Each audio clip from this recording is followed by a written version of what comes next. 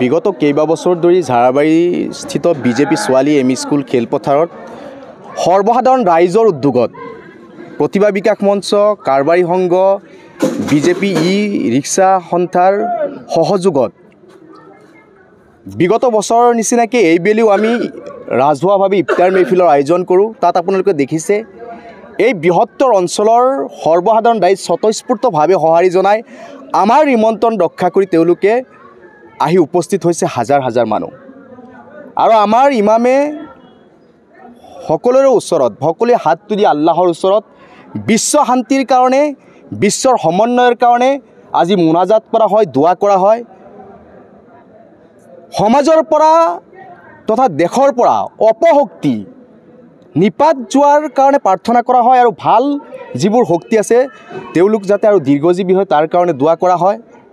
সমাজৰ সুস্থ সবল সমাজ আমি যেনেকৈ গঢ় দিব পাৰোঁ তাৰ কাৰণে আল্লাহৰ ওচৰত আমি দোৱা প্ৰাৰ্থনা কৰোঁ।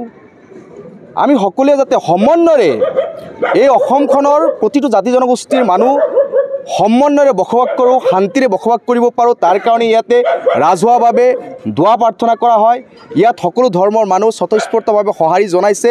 ভাল লাগিছে যে আমাৰ আমন্ত্ৰণ ৰক্ষা কৰি স্বতঃস্ফূৰ্তভাৱে হাজাৰ হাজাৰ মানুহ এই খেলপথাৰত ভৰি পৰিছে। আমি ঠাই দিব পৰা অৱস্থাত নাই, গতিকে আমি উদ্যোক্তাসকলে আনন্দত আত্মহাৰা হৈ পৰিছোঁ আৰু আমি আশা কৰিছোঁ যে আমাৰ যি দোৱা ইমাম চাহেবে কৰিছে নিশ্চিতভাৱে আল্লাহ তালাই কবুল কৰিছে আৰু এই বিশ্বত বা অসমখনত আমি নিশ্চিতভাৱেই শান্তিৰে বসবাস কৰিব পাৰিম, এয়া আমাৰ মনে বিচাৰিছে বা আমি আশা কৰিছোঁ।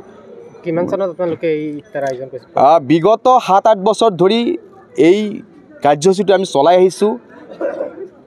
প্ৰতিটো বছৰতে মানুহৰ যি সঁহাৰি 2016 চনৰ পৰা আমি আৰম্ভ কৰিছোঁ। প্ৰত্যেক বছৰে এই অঞ্চলৰ ৰাইজ, বিশেষকৈ মুৰব্বী সমাজ, যুৱ সমাজ, তেওঁলোকে নিজে পৰিশ্ৰম কৰে, বৰঙণি যোগান ধৰে।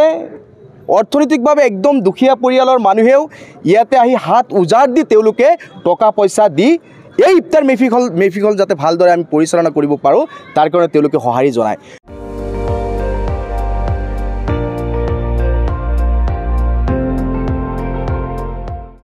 আপুনি চাই আছে ND24, সৰ্বশ্ৰেষ্ঠ নহয় সৰ্বোত্তমৰ দৌৰ।